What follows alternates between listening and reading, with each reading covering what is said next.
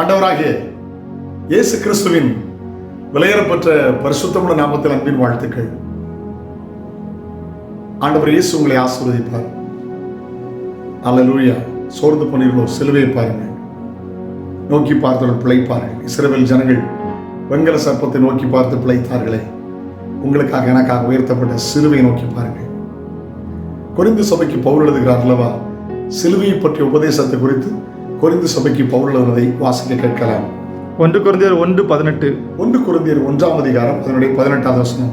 சிலுவையை பற்றிய உபதேசம் கெட்டு போகிறவர்களுக்கு பைத்தியமாய் இருக்கிறது, கெட்டு போறவர்களுக்கு பைத்தியமாய் இருக்கிறது. ரட்சிக்கப்படுகிற நமக்கோ அது தேவ பலனாய் இருக்கிறது. ரட்சிக்கப்படுகிற நமக்கோ அது தேவ பலனா இருக்கிறது. சிலுவை பற்றிய உபதேசம் கெட்டு பொருளுக்கு பைத்தியமாய் இருக்கிறது.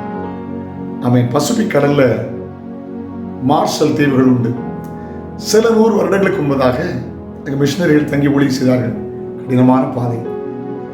வருடத்துக்கு ஒரு முறை கப்பல் ஒன்று அங்கே வரும், குறிப்பிட்ட தேதிகளில். அதில் அவங்க குடும்பத்தாரிடமிருந்து ஏதாவது பார்சல் அல்லது குறிப்பாக கடிதம் கொடுத்து அனுப்புவார்கள். அன்றைக்கு 6 மாதம் 8 மாதங்கள், இப்படி 3 மாதம் கடல் கப்பல் பயணங்கள் கடினமானது. அப்போ ஒரு நாள் அவங்க வரும் அப்படி எதிர்பார்த்துக்கிட்டு இருக்காங்க. அதனால் அவங்க வெளியே போக மாட்டாங்க, கடிதத்தை வாங்குறதுக்கு ரெடியாக இருப்பாங்க. ஆனால் ஒரு நாள் முந்தையே நல்ல இயற்கை சீற்றங்கள் இல்லாதனால எதிர்பார்த்தோட முந்தின நாளே கப்பல் அங்கே வந்து விட்டது. மிஷனரிகளை விசாரித்த போது பக்கத்து சின்ன தீவுக்கு ஊழியத்து போயிருந்தார்கள். ஆகையால தீவில் முக்கியமானவங்க கொடுத்துட்டாங்க. அவங்க படிப்பறிவு இல்லாத நாட்கள், பொது அறிவு இல்லாத நாட்கள். அவங்க என்ன பண்ணாங்க, வருடத்துக்கு ஒரு முறை இவ்வளவு தூரத்திலிருந்து அவங்க குடும்பத்தினை கொடுத்து விட்றாங்கன்னா இதில் ஏதாவது விசேஷம்னு திறந்து பார்த்தா ஒன்றுமே கடிதங்கள் மாத்திரம் இருக்கிறது. அவங்க நினைச்சாங்க ஒருவேளை இந்த பேப்பர்களெல்லாம் கிழிச்சு சமைச்சா டேஸ்ட் இருக்கும்னு பார்த்தா டேஸ்ட் இல்லை. எப்படி தெரியும்? அவங்க தான் பிறகு சொன்னாங்க, நிறைய எழுதியிருந்தாங்க, நாங்கள் நீங்கள் வரல, இப்படி இருக்குமான்னு நினச்சோம், ஒன்றுமே இல்லை அப்படின்னு அப்ராவித்தனமாக சொன்னதாக ஒரு புத்தகத்தில் வாசித்தேன். இன்னைக்கு சிலுவை பற்றிய உபதேசம், சிலுவை ஒரு ஆசீர்வாதத்தின் சின்னம், உண்மை. ஆனால் சிலுவை பற்றிய உபதேசம் கெட்டு போறவனுக்கு பைத்தியமா இருக்கிறது. ஆனால் ரட்சிக்கப்படுகிற நமக்கு தேவ பலன்.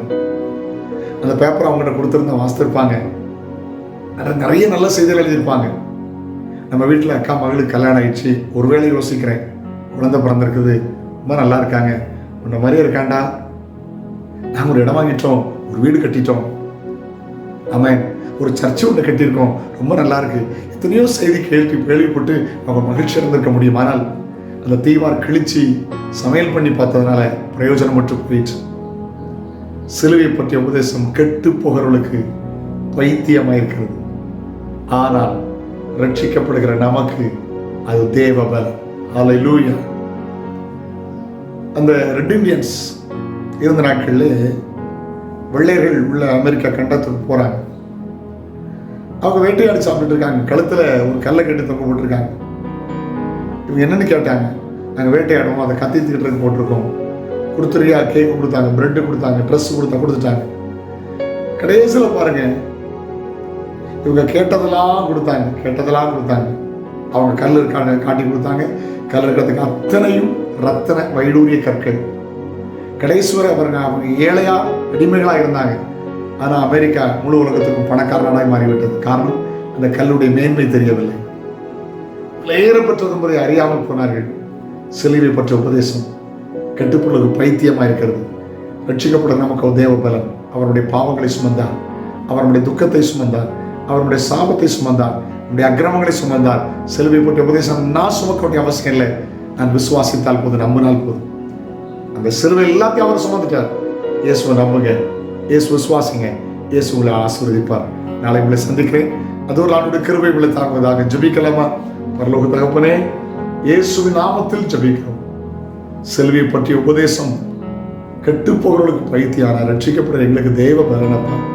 அந்த எண்ணத்தோடு அறிவோடு வாழ உதவி செய்யும்.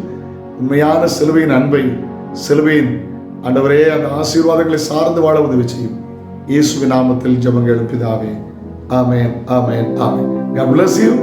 Have a nice day.